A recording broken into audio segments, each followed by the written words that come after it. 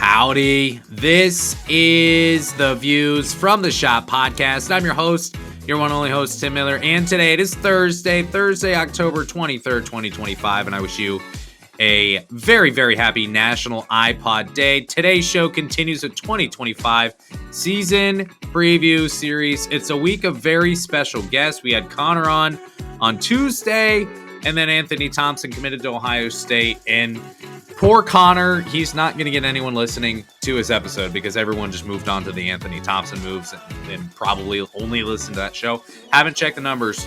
Could be lying, but today we hope that you'll listen to this conversation with Josh Poloha, who joins us here from 11 Warriors. Today, we're going to get into best case scenarios. On Tuesday with Connor, we went doomsday scenarios. How does this just completely go off the rails for Ohio State basketball? Today, we get into better thoughts, into a better headspace, and we dream of all the ways that Ohio State basketball can go really, really right this year. So, Josh, thanks for being here. I'm going to do right by you after not doing right by Connor and not making up to it at any time. Plug all your stuff right now at the start of the show so I don't wait until the end to plug that for you. My Twitter is JORSHP. I write for 11 Warriors, so you can 11warriors.com. You can see all of our stuff on there. Andy Anders is our main basketball beat reporter, so he's the one that actually covers the team down in Columbus. Does a great job. But yeah, we cover everything Ohio State, football, basketball, and then everything in between. So yeah, thank you, sir. Yeah, you got it. Happy to have you back here after having you on for the summer guest series. Excited to talk Buckeye hoops today. Of course, if you're new, please subscribe wherever you get your podcast. If you're watching on YouTube, the march to 200, little old 200, continues to actually go pretty swimmingly. I think we can get there before the season starts. That's my goal. Would love it if you could help me there. So subscribe on YouTube and like the video, follow on all the socials. You get it. And go to viewsfromtheshotpodcast.substack.com. Type it in once, subscribe, never have to type it in again. Pretty easy after that. Okay, so we're done plugging things. Now we move on to Ohio State basketball. So we're going best case scenarios today. Josh, you're the guest. You're the visiting team. So you can begin with your first best case scenario. We're going to do the exact same thing as last show where we just dream up what ifs. So Josh, what's your first what if?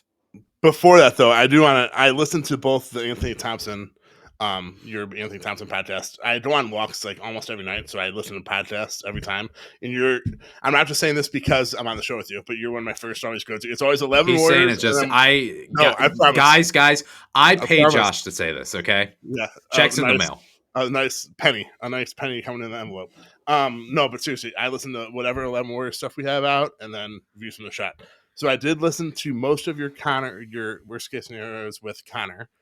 And I do want to say that you had Connor on because of his sense of humor, and then you asked him, then you talked about you DM'd him about ideas. And this was about 30 minutes before this show started. And my immediate first thought was, I have not thought of one actual idea. I'm a really good BSer, so I usually just like think things off the top of my head. And then while thinking that, you texted me and said, hey, what are some of your ideas for tonight? So immediately I was like, well, looks like I'm getting some ideas. So my first idea, and we're going with like best case scenario, but also realistic, correct? Whatever. I mean, we could just say best case scenario. Like best case scenario is obviously, national championship. Yeah. So we'll go with realistic. Well, I guess that is kind of realistic. Okay, we won't go that far. Best case scenario, I will go with the first one because it's probably one of the most realistic. Bruce Thornton, first team All Big Ten. So my kind of second thought, or first thought actually on my sheet here, is Bruce Thornton is an All-American. So I'm even taking this a step higher. Obviously, we're both pretty high on Bruce Thornton, I guess I would say at this point. But I mean, there's a very easy case to be made for Bruce Thornton at this point. Over his 3 years at Ohio State, he's been obviously incredible. He's produced. He's been more than serviceable for Ohio State in 3 straight seasons. So to see him take the step now this year, which I think one thing that will help him the most is that the depth we're hoping should be there. But even if the depth isn't necessarily there, with the amount of players they have healthy on the team, for example, hopefully you don't run into guys who are getting injured and other guys leaving the team and all those types of things. that paired with Ohio State feeling like they have the guys to be able to run this year, I think that all leads to higher pace, more shots getting up. And rather than Bruce Thornton, you know, going out and getting his normal, I guess, 18 and 5 is what he averaged last year. Maybe he can bump that up to 20 and still like 5.2 assists per game or something like that. And especially from the 3-point line, he was really good last year, shooting 42%. I mean, even if he shoots 40% this year, those are still great numbers. I think the biggest thing you look at is if Bruce Thornton's going to be first team All Big Ten or even first team All, or not first team, but any kind of All American, which I think is very possible for him. It starts with Ohio State winning games, because if you don't win games, you're usually not getting that attention. But I think it's possible. So I would be, again, I was higher and said, what if he's an All American? You're saying, what if he's first team All Big Ten? I mean, what do you think he has to do in order to get there, Josh, in terms of just keep doing what you're doing? I mean, it feels like there's not much room for him to grow, really, at least counting stats wise. Besides staying healthy, which is the obvious answer here, I think the biggest thing doesn't have to deal with Bruce, to be honest. I think it has to deal with the health, because this is going to sound weird, but if he plays less minutes per game, he's going to be able to produce more because he'll be more fresh. I know it seemed like at the end of last season, he was playing 40 minutes a night. And I don't care how in shape you are. If you are running down 40 minutes a night in Big Ten play, especially when there's pressing and all that stuff, you're going to wear down no matter how good a shape you are. So, this sounds weird, but the depth and him playing less minutes has a huge will play huge, I guess. I'm trying to think of the right word. Will be like crucial in him being the most productive and reaching his fullest potential. I mean, it's hard. A fourth-year guy at Ohio State, we already talked about like how that will never happen again. So it's hard to like see that his potential can grow more. But I think his potential of growing has to deal with how good Gabe Cupps could be behind them, how good Taysom Chapman can be behind them. I mean, how even if Bruce Thornton's on the court, say 35 minutes a night, if John Mobley is having point guard duties for half that time, that also saves Bruce some time. He doesn't have to dribble the ball at the court against the press. So I think a lot of his potential of being All-American or first team All Big Ten actually has to deal with his teammates more than it has to deal with Bruce himself. Yeah, I mean, if you look at the last stretch of the year, they blow out Washington, but after that, the least amount of minutes he played was 34. He played 40 minutes twice in a 48-minute marathon against Nebraska. In all those games, he scored 17 against Michigan. That's solid. He had 13 against Northwestern in that very weird blowout loss.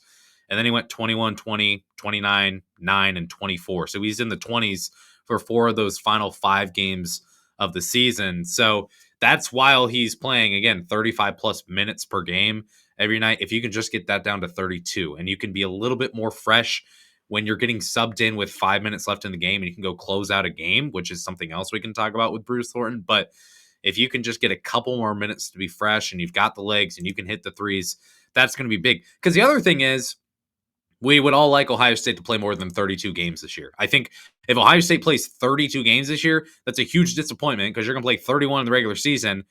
And then what? You're done after that if you're playing 32 games. You got to play in the Big Ten tournament, and you obviously would like to get to the NCAA tournament too. So to trust that Bruce Thornton can play the amount of minutes that he did last year compared to this year, if you're playing 35 games instead of 32, I just think it's really hard to ask him to do that, especially when we expect the pace to be higher this year. So we'll see. But I think, what do you think? Percentage likelihood that he's first team All Big Ten, and percentage likelihood that he's at least All-American honorable mention. Man. Considering I feel like the Big Ten has like half the Power 5 or the Power 4 and the conference itself, I think it's a better chance to be any team All-American than it is first team All Big Ten. Because first team All Big Ten, you are going to have Braden Smith, who we were talking about before the show. It feels like he's been at Purdue for like 10,000 years, and this is only his 4th year. So that he's basically, unless like an injury or something happens, he's basically locked in first team. And then you have, I cannot think of his first name, but you have, is it No, I was gonna say Jackson Dart, but that's a New York Giants quarterback. The kid that just transferred to UCLA. I cannot think of his name. Donovan Dent. Dent, yes, Dent. So he's probably, if you were to like throw like odds, those would probably be the two favorites to be your first team all Big Ten point guards. So you have a lot more options available to be any team All American than first team All Big Ten. Yeah, I mean, I don't know the percentage chance of. I mean, I guess if you've got, you would assume that Braden Smith is going to be first team All Big Ten, and if he is, then he's probably first team All American as well. I mean, he was a unanimous pick in the preseason, at least from the AP. So you've got him in there. I would agree that Donovan Denton's probably your second most likely. You've got like Bennett Sturts coming in at Iowa. Nick Martinelli at Northwestern. I don't see him getting first team just because I don't think Northwestern's going to win enough games. Jackson Shelstad's got a chance as well, but I mean, I could see, I guess, Bruce Thornton being second team All Big Ten and maybe getting All American mention or All American honorable mention as well, because the guys ahead of him on the first team are also ahead of him in the All American list. So we'll see, but I would definitely say that there's a chance he could be there. I'll go with my first one here. So my question that I would say is, what if Devin Royal's transition to the three is flawless? I think that this is the biggest question. Probably you could argue it's the biggest question for Ohio State basketball this year. This is a guy who he played at 6'6" and played the 4 last year and obviously the year before. And he showed an ability to score as an undersized guy in the post. Reminds me a lot of Zed Key from years past, where he doesn't have the size necessarily, but he's still showing the ability to score over bigger centers, kind of similar to Devin Royal. Now, he developed a bit of the jumper from the free throw line at times last year, and it gave me images of EJ Liddell and his development at Ohio State. But the talk of the town, from what I've heard so far, has been his three-point shot has markedly improved. It's real. The questions about his handle, the questions about his ability to defend on the wing, those are things I'm concerned about. But if Devin Royal can go out and average 14 points, 5 rebounds, and shoot 33% from the 3-point line, that would mean all improvements from last year. If you can shoot 33% from the 3-point line, I mean, you're not knocking it down every time, but you've got to get a hand out in his face. I think that would be huge. So that would be my first what if scenario. I throw it back to you, Josh, on that one. My question for you before I answer that, what would be considered flawless? Would flawless be like it works well defensively, he has a 3-point shot, and he could drive to the basket on offense, or what would be considered flawless transition? I think flawlessly for Devin Royal would be the outside fan, an Iowa fan, for example, would be able to watch Ohio State basketball and say, oh, I didn't realize that he came into Ohio State as a power forward. Like, he looks like a wing. Okay. I know people are like, why do you have to bring football into this? But I feel like his Pick Central teammate, Sonny Styles, who was between a safety and a linebacker, and Ohio State used him at safety last year and then transitioned into linebacker, 2 years ago, and then transitioned to linebacker, and you saw how flawless that was. I think so. Best case scenario, it would be flawless. I would say he has a really good chance to be an okay shooter. I'm not going to think he's like a knockdown shooter, but I'm with you that if he can make the defense defend him at the 3-point line, that is huge because spacing wise. So like, give me low 30% 3-point shooting, the ability to drive a little bit, but I feel like he's going to be the type of player that if he has to drive, it's because of smaller players on him. Well, bigger players on him. And he'll be able to take advantage of that because of his athleticism. And if there's a smaller 3 guarding him, he's just going to post him up. Christoph Tilley will go off to the 3-point line and they'll just post roll up. So just like use his athleticism, I guess is what I'm trying to say. And then defensively, I don't know. Defensively is where I'm worried because usually your 3-man is like the guy that guards the opponent's best forward. And I hope Devin Royal has like the quickness to be able to do that, but that is one thing. I don't know. I feel it because with the way that Ohio State's starting lineup is, he is going to have to guard the opposing team's best forward, because you're not going to have Brandon Knoll do that. You're not going to have Mobley do it. You're not going to have Thornton do it. And obviously Tilly can. So yeah, that will be huge, but I feel like his athleticism can play a huge part in that. So athleticism wise, I think he can do it, but it'll just be interesting to see if he can. Like, I know he can, but it'll be interesting if he can. And then what else? Oh, rebounding. I think rebounding, though. Tilly is not, I know you've talked about this multiple times on your recent podcast. Tilly is not the best rebounder. I think that just is what it is. But Royal being at the 3, I think is going to help rebounding tremendously. So I think rebounding will, no matter what, go up. But in order for it to be flawless, the reports out from practice and the scrimmages and stuff of him having a 3-point shot have to be legitimate. He has to be able to take advantage of bigger guys guarding him to drive to the basket. So I know he can already post up against the smaller guys, so I'm not worried about that. But yeah, like you said, I think the biggest question going into this year is Devin Royal at the 3, and that's going to play a major part in how successful Ohio State is. I mean, given how athletic he is, I know he can do it, but it'll just be interesting if he does it. If that makes sense. Yeah, I mean, he shot. What did he shoot? Last year he was at 27.6%. So if you can get him to like Michi Johnson territory last year of 32% year over year, I don't think you're complaining about that. His assist rate, that's not something that we've really talked about, is his ability to play make and pass. I don't know. He had a 7.7% assist rate. That's 50th percentile in college basketball last year. So those numbers aren't necessarily world beating, but I don't think you're asking for him to do that much. It's just like, if you get doubled in the quarter, you got to be able to find the guy. If you're getting doubled down the post, you got to be able to find Tilly, kind of like you said. So if he can do that, again, the 3-point shot, I think, is the biggest thing we think about. I think the defending on the wing, like you talked about, that's a concern as well. He struggled with fouls, as everyone did last year. He averaged 2.8 personal fouls per game, personal foul efficiency of 0.42, not good.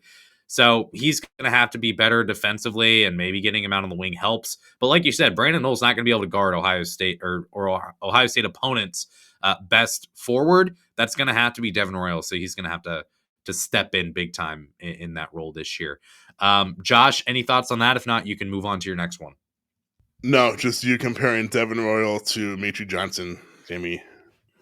Hopefully, well, in terms of 3-point percentage, I'll take Michi, but everything else in terms of Michi, we'll go past that. Yeah. At least he has a cousin that's good at basketball. But yeah, love Michi as a player, but as a person, and his family is great. But last year was kind of ugly in all that scenario. But we'll continue. We're talking about best case scenarios now, so we're past that. Give me your next best case scenario for Ohio State. All right, this guy has been talked about. I feel like the stocks have been I'm saying the stocks have never been higher would be bad, because he literally hasn't even played a game of college basketball yet. But everything surrounding Ohio State basketball, stocks are rising. Amari Bynum, first team All Big Ten.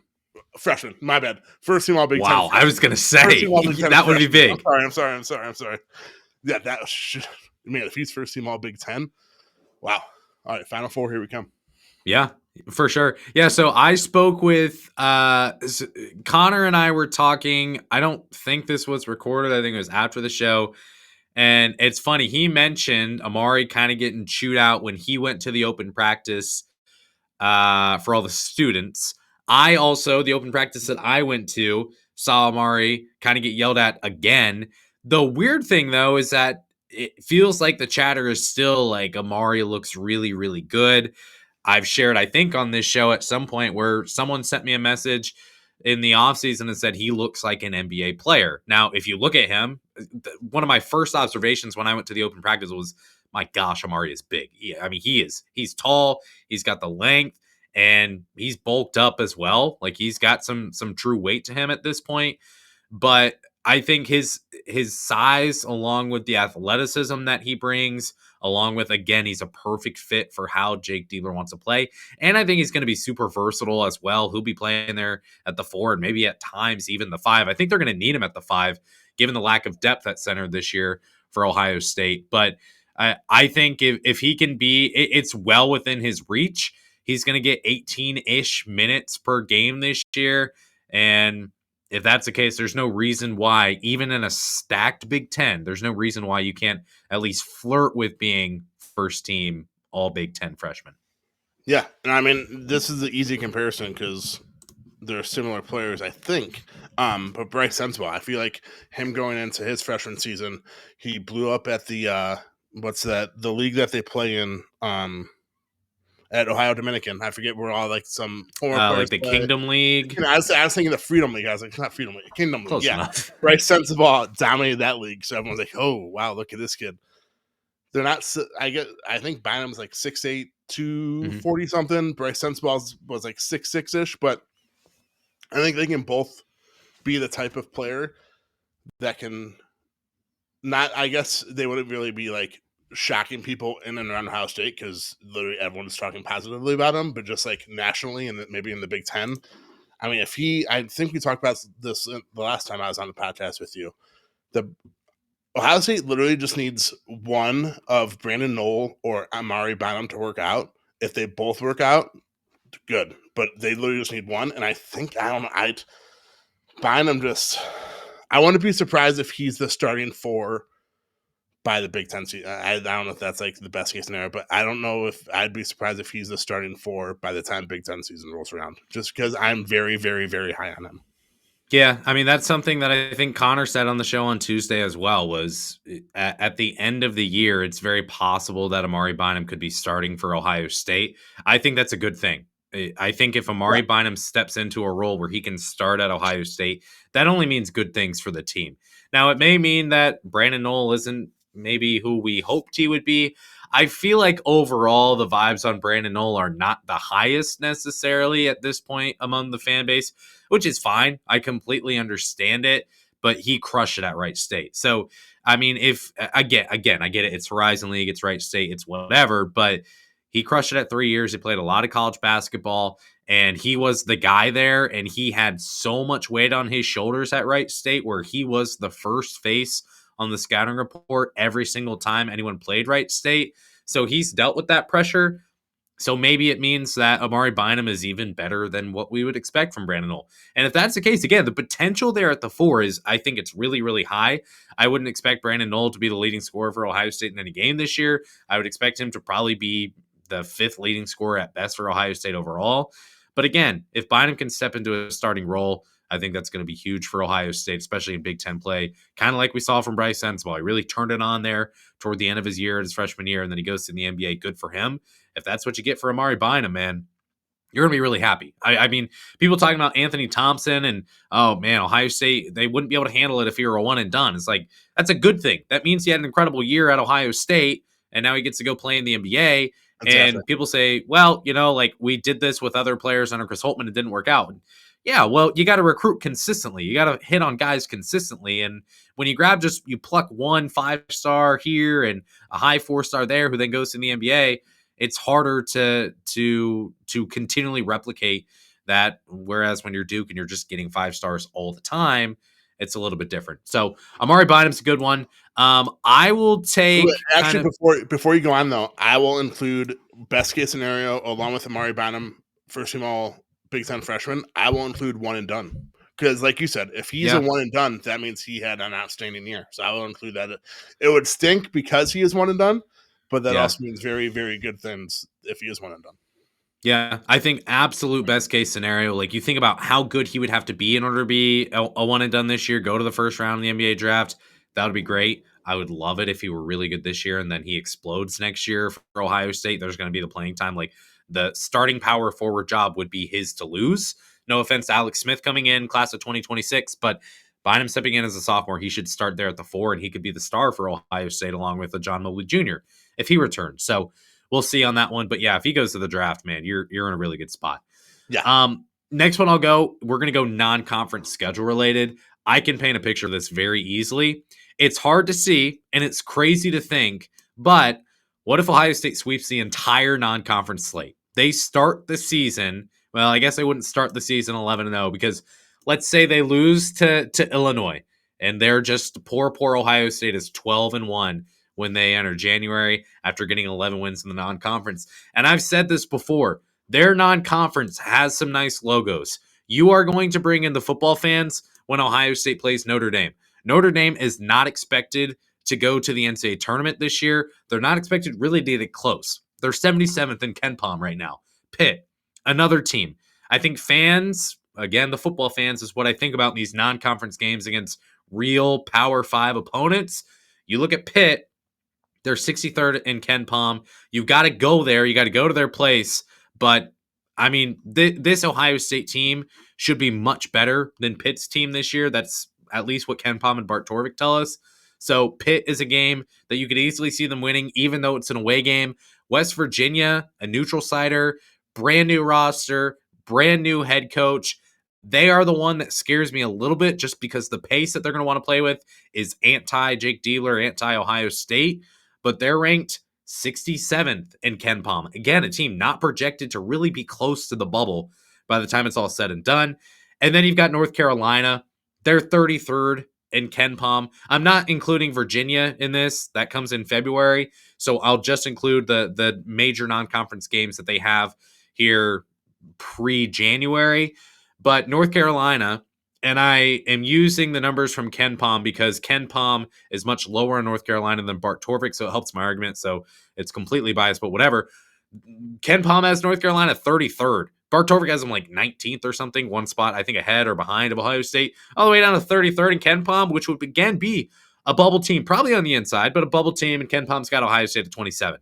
So that said, Ohio State right now analytically should be favored in literally every single one of these games. No, the North Carolina game, we'll see how the season goes. And here's the thing, like these games are not played on paper.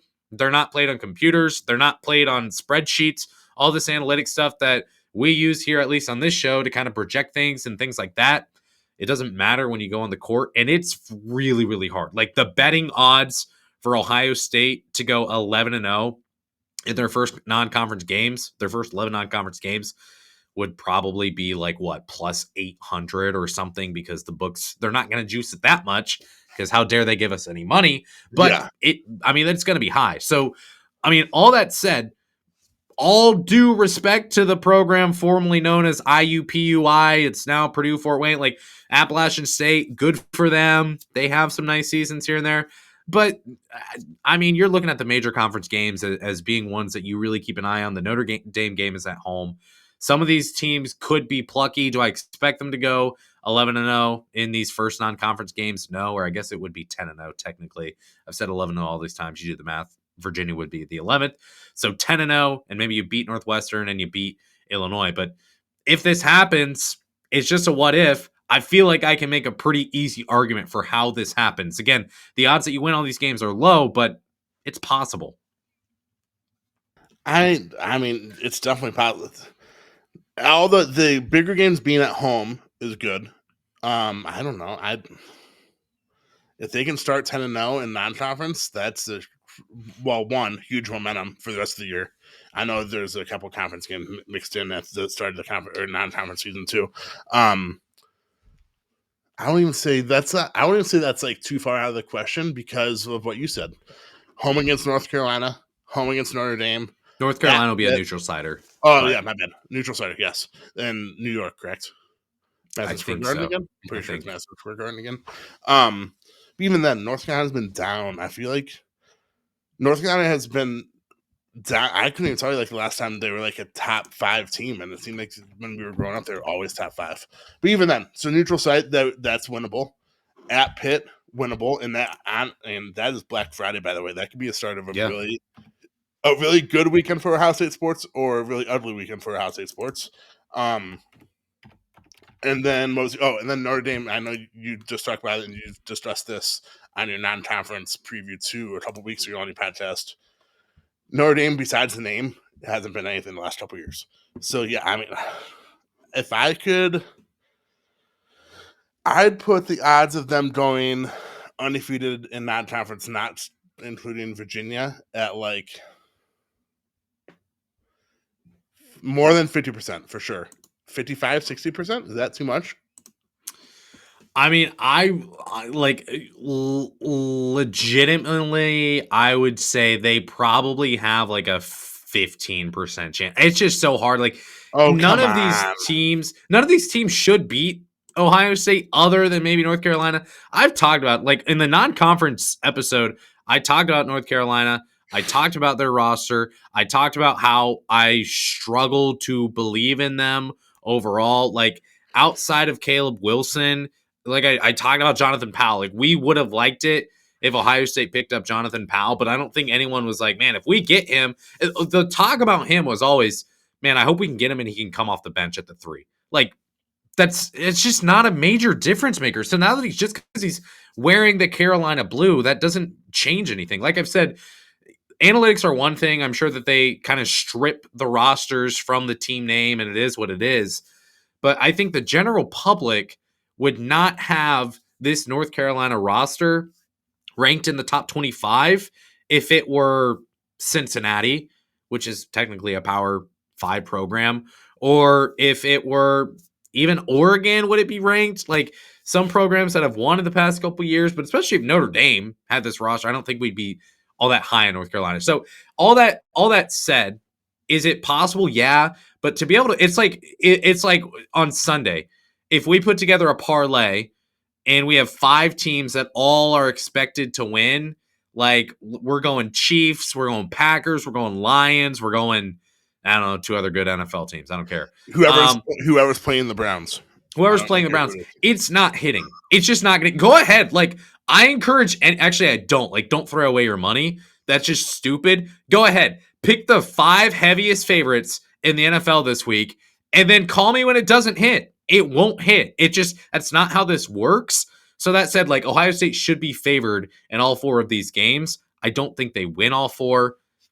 I give it, again, 15, 20% chance. But this is, screw it. This is best case scenarios. It's 100% happening. Ohio State's going to sweep the non-conference. They're going to go 10-0. They're going to beat Northwestern. They're going to beat Illinois, and they're going to be 12-0 heading into January. That's our best case scenario here.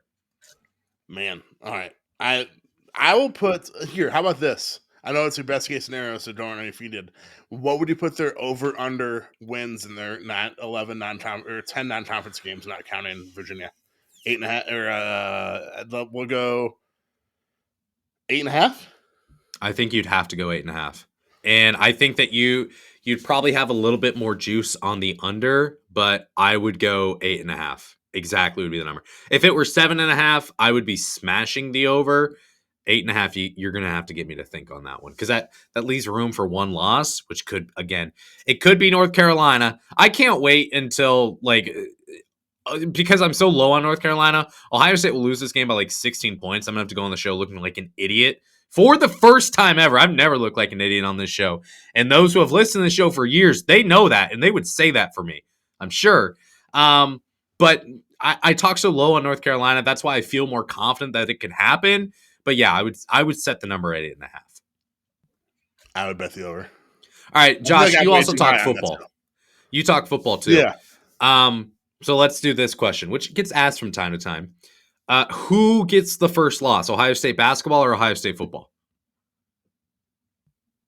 Oh, man.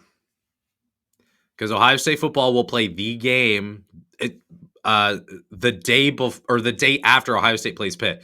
So Ohio State would have already played Pitt and Notre Dame.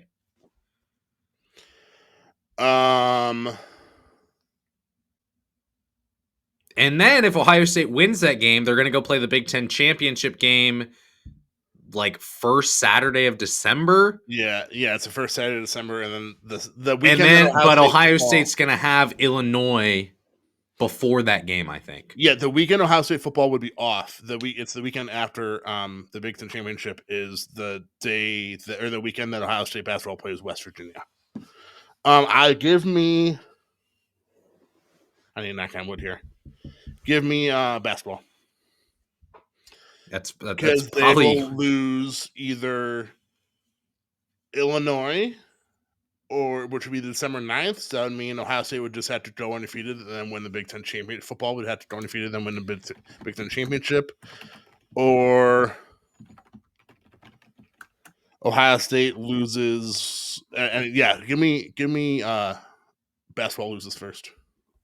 I don't know if that's even a hot take, to be honest. I got really bad news. I just Googled Big Ten championship football. Vivid Seats is currently sponsoring this. It's like at the top of the list. 2025 Big Ten championship live at Lucas Oil Stadium. Oregon versus Penn State tickets on sale now. The script has been leaked. Penn State's going to win out. Ohio State is going to lose like 4 games. It's over. That said, so we're December 6th for the Big Ten championship game in football. When is the Ohio State-Illinois game? What's the date on that? December 9th. It's a Tuesday after that. Okay. December 6th is Ohio State basketball's at Northwestern. Yeah, I think I think I got to go with Ohio State basketball still, because I don't think that they're going to beat Illinois, even though the game's at home. If Randy can win the game, which I think he will and can, well, he can. I think he will too. Yeah, this is the basketball podcast. But yeah, give me Ohio State basketball, which isn't a knock on Ohio State basketball. You're allowed to lose the number one team in the country has 5 to 7 losses every year. So yeah.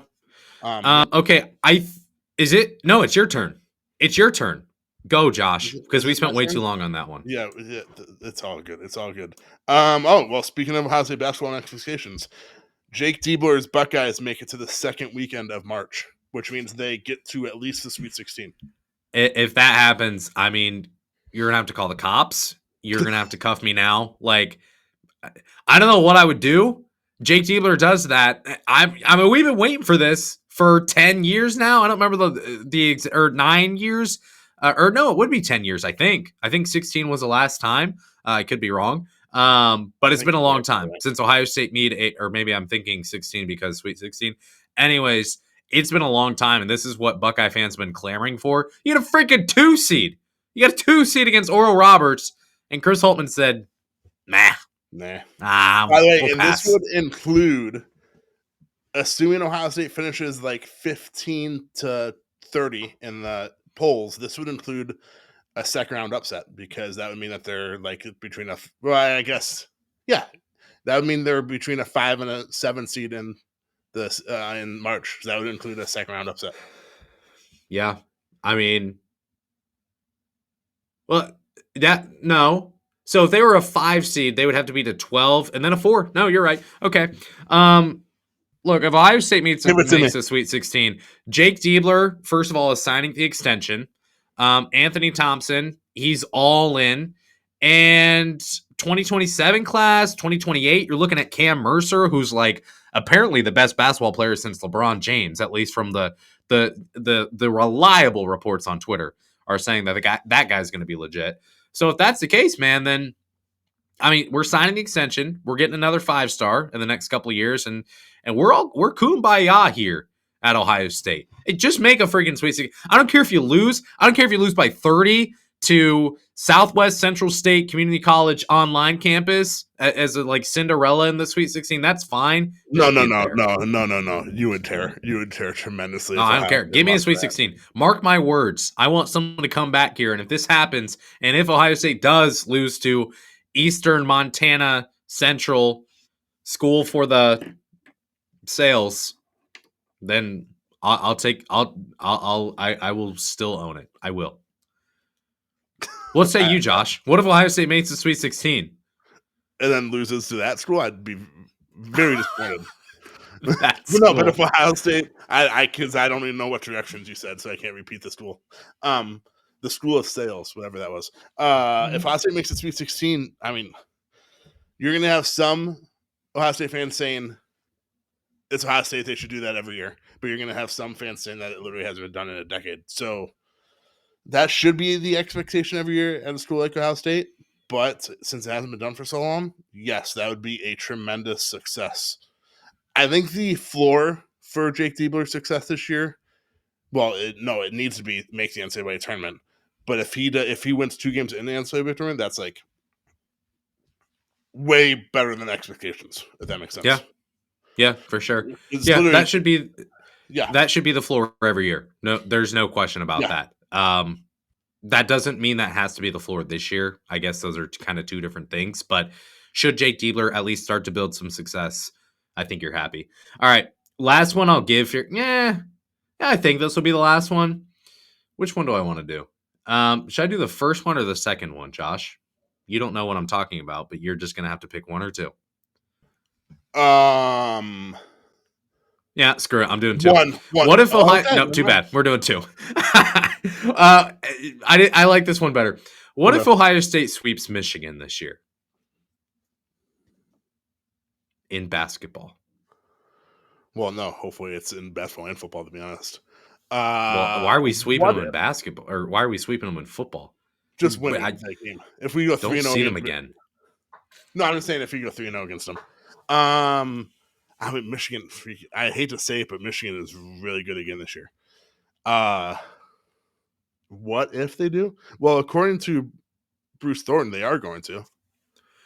So his exact quote, I don't remember what his exact quote was, but I feel like it was more so saying he expects Ohio State to beat Michigan more than Michigan beats Ohio State. So they could go like 2-1 or something like that. Or there's a possibility this 5th year thing gets approved and Bruce Thornton's back for a 5th year. That's the last thing college sports needs, by the way. It's a 5th year. But besides that, what if they do? What's our reaction? Like, do fans care? Are fans going to finally step up and say, like, man, good job, Jake Diebler, pat on the back, I'm happy with the Ohio State program? Or are we just saying, well, you finished 22 in what would that be?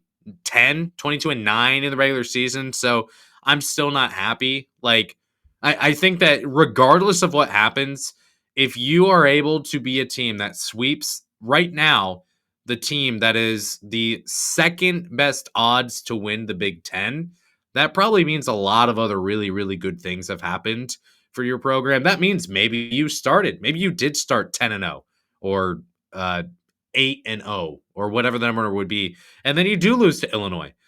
But your only other losses are Purdue, some random loss like Michigan State, Wisconsin, and maybe one other team.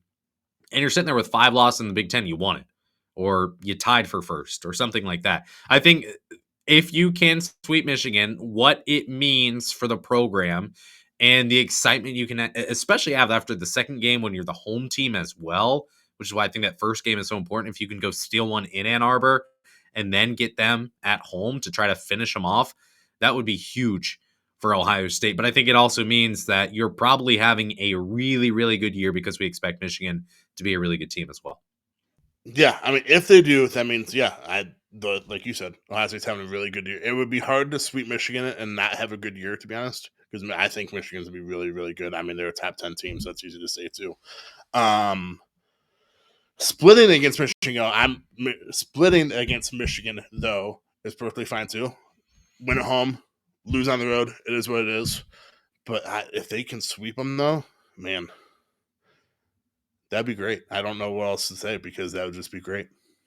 Me personally, like a split, I mean, it's Michigan. It's not ideal, but it's Michigan. They're the second best team in the Big Ten this year, allegedly.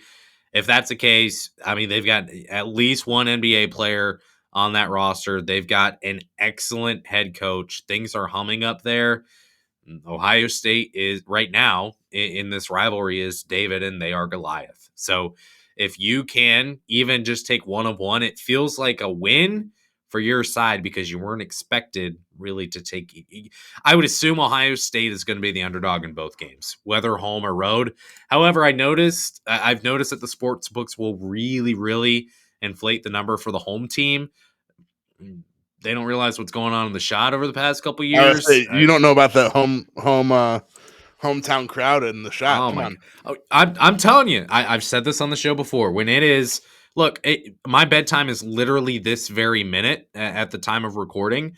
If I can't get to sleep tonight because I'm so fired up about this episode and talking with Josh and just having a good time, I don't think about I don't count sheep. I don't do some weird breathing technique.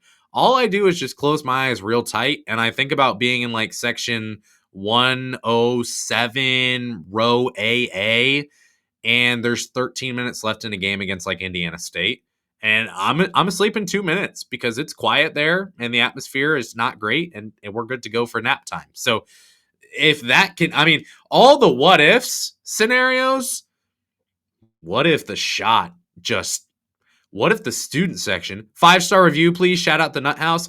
What if the student section doesn't cross their arms 10 seconds into the game and the O's drown out and we're just standing there with our arms crossed? What if? Imagine that. Imagine a world where we can live in where the student section doesn't suck.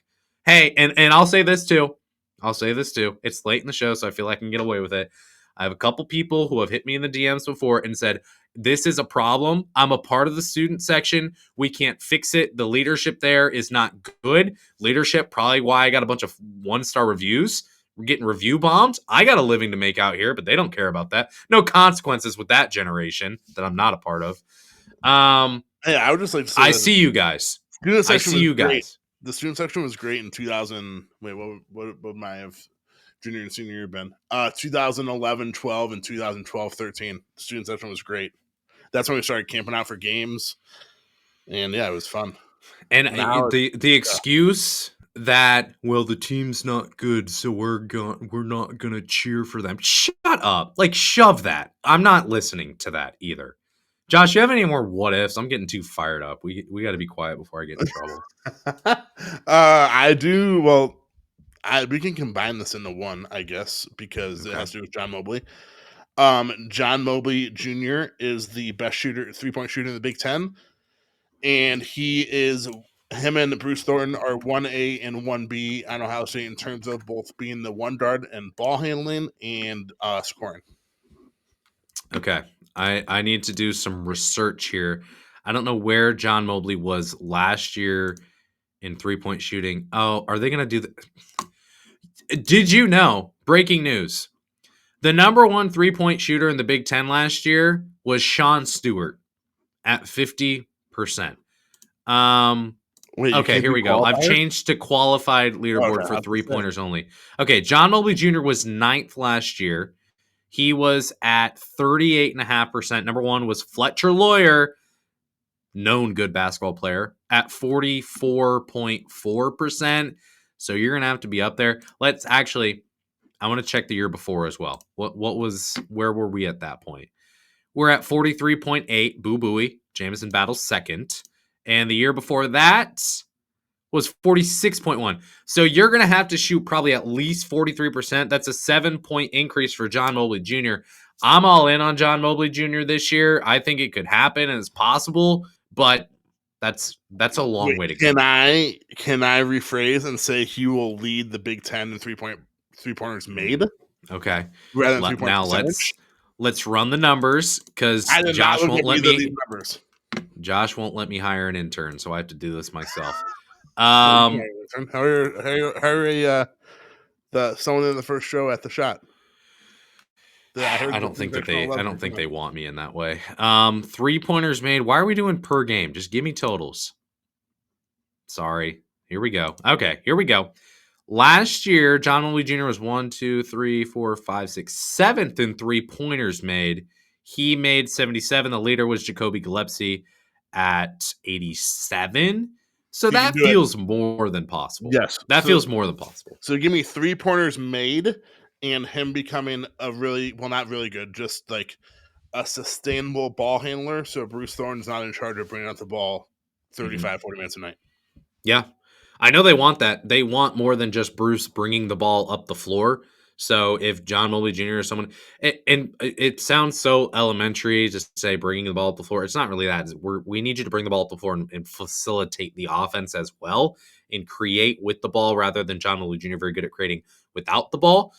But overall, if that's something, again, that happens, and I think that it could. I think it very well could. Again, like you look at these shot in the dark guesses, no one knows who's going to lead the Big Ten in 3-pointers made this year. No one. No one has any guess. No one has any clue. There's no far and away leader. No one's going to be favored to do it at like minus 250 or something like that in any kind of theoretical odds market. It's all going to be plus hundreds of pluses or whatever our numbers would be at that point. That said, I think John Mobley Jr. is, again, you just look at the pace that Ohio State wants to play with this year. You look at hopefully the depth that Ohio State may have this year. And if they don't have the depth, then maybe John Mobley Jr. is hitting a bunch of those threes because no one else can. I don't really feel that confident that Jason Chapman or Gabe Cupps can be big 3-point producers. Maybe Matthew Grugicek could, but outside of that, you're looking at Bruce Thornton, John Mobley Jr. for sure. So, and maybe some Christoph Tilley, maybe some Brandon Knoll, maybe some Devin Royal. We'll see. But yeah, if that happens, John Mobley Jr. is getting some Big Ten love, and Ohio State scoring a couple extra points per game, that could mean something for them, especially for a team where the offense is advanced right now, the defense not so much.